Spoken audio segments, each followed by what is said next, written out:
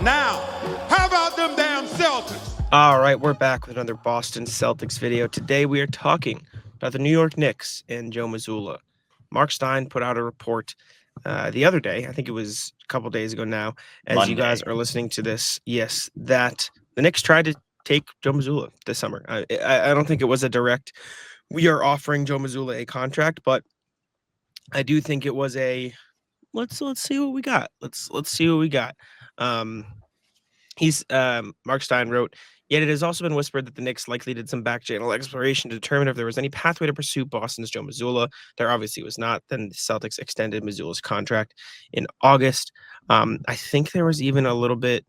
I saw somewhere that it was a 6-year extension too. I don't know if that was in the same Stein reporting, but I can't seem to find it in that piece in the same Stein piece. But underneath, there's like an image in the middle, and then it's right underneath it.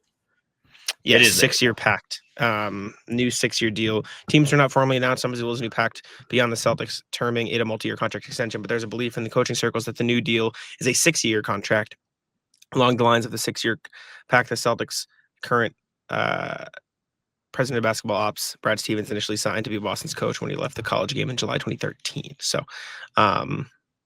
it sounds like the Knicks were interested in taking Joe. Ironic because they beat Joe in the playoffs. Also ironic because Tibbs came to Boston to observe practice. Joe. It was clarified today that Tibbs is just here observing. But yeah, it's Knicks tried to steal Joe. Yeah, I mean, not surprising. Like big sleazeball organization in New York, and worst fans in the sport, and so on. But it was like not a secret that the Knicks were casting a wide net when this was happening in the summer. Like if you remember, they were just like, "Hey, can we steal your coach?" to like 5 different teams. Like it was Houston. They wanted Ime. They wanted Quinn Snyder from Atlanta. They wanted Chris Finch from Minnesota. Jason Kidd in Dallas, and Billy Donovan. They were interested in out of Chicago. So they were just seeing who it was that they could go after. And I mean, they were not offering Joe a contract, but they were trying to see if they had the opportunity to get to the point where they could offer him a contract. And yes, it's not really surprising. I don't think that even if it got to that point that he really would have went. I feel like he really likes it here. I feel like the Celtics have given him a great opportunity, but also like he's really built an identity here. And to be honest with you, there is something to being an NBA coach that doesn't have to bounce around like that. He has the quote about we all get hired to get fired, which is mostly true with the exceptions of guys who really make a name for themselves in a certain place. Spoelstra in Miami, Steve Kerr with Golden State, other guys in the past like Phil Jackson, who essentially just decided when he wanted to work because he was winning in Chicago and then winning in LA. Like, yes, these are some of the great coaches ever, but Joe Mazzulla is the winningest coach in NBA history right now of anybody who, or let's put it this way, the highest winning percentage of anybody who has coached more than 3 games in the NBA.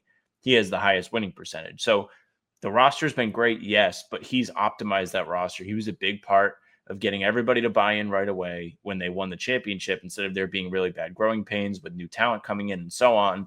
Everybody bought in, everybody got behind him, and he's been a really great leader by all accounts here. So that's something he really deserves credit for, though people don't really think he deserves that. Some people. Big season to prove the doubters wrong for Joe. Are you familiar with the quote from Hunter Dobbins? He's a Red Sox pitcher. He's a rookie this year. I'm aware of Hunter Dobbins. I'm not aware of the quote. He said if the Yankees were the last team to offer him a contract in the MLB, he would retire. I feel like that could be some of the thing here. I don't know if Joe would be eager to go jump to the Knicks. Mark Stein's report, I'll read it here. The Knicks are known to have formally requested permission to speak to 5 employed head coaches in June after firing Thibodeau. All 5 requests were denied. Dallas's Jason Kidd last week joined Houston's Ime Udoka and Chicago's Billy Donovan as the 3rd coach from that 5, some to secure a contract extension in the wake of the Knicks' interest. It was Kidd's 2nd extension from the Mavericks after anticipated interest from the Lakers in the wake of Darvin Ham's dismissal led to extension number 1 in May 2023. 2024. The other two coaches that the Knicks were denied permission to speak to were Minnesota's Chris Finch, who this season begins year 2 of a 4-year extension Finch signed before the 24-25 season, and Atlanta's Quinn Snyder, who is believed to be entering year 3 of an original 5-year deal with the Hawks.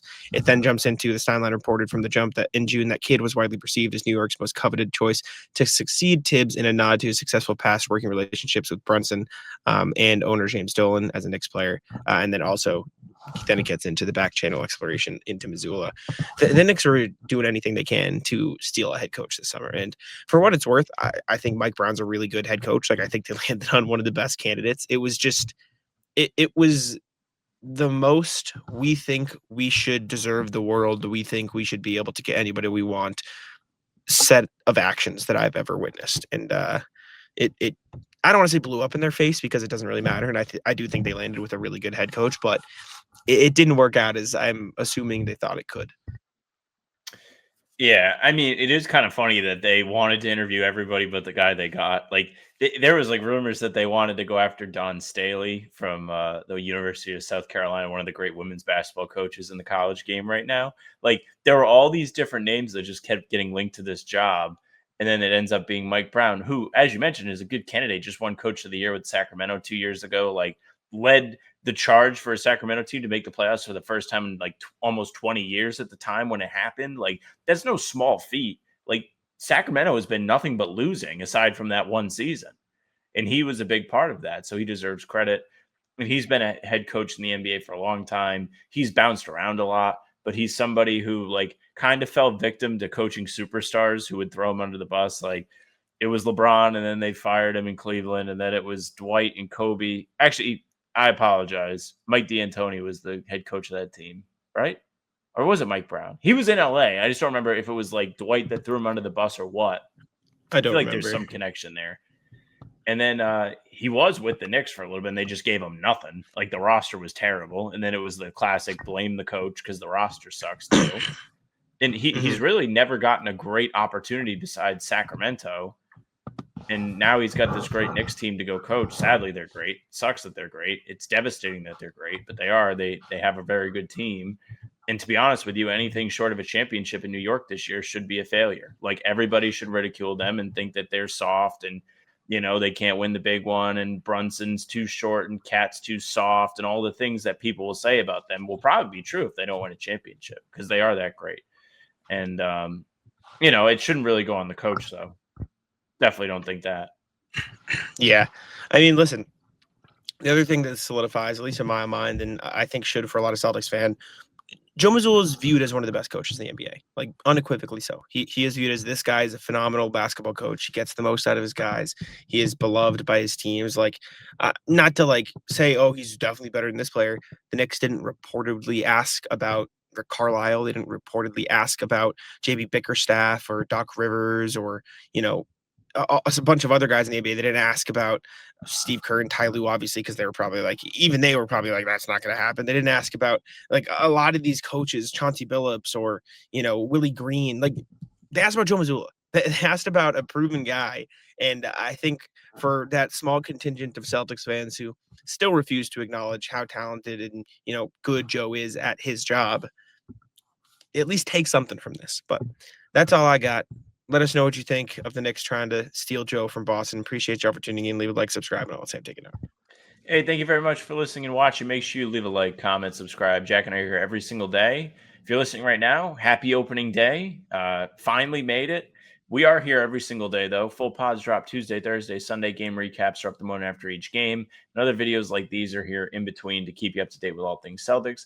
You can find the two of us on Spotify and Apple as well. All pods and recaps are there. So if you just want those, go ahead, follow. They'll go right to your feed. Leave a 5-star review. We'd appreciate that very, very much. You can email us, hbtcpod@gmail.com. Our socials are at How About Them C's for Twitter, Instagram, and TikTok. Facebook's the name of the podcast. All streams are there. They're on YouTube. They're on Twitter. Jack's Twitter's to Jack's1 NBA. Mine's at Sam LaFrance NBA. That's it for us. Bye. Taco. Come on. Taco.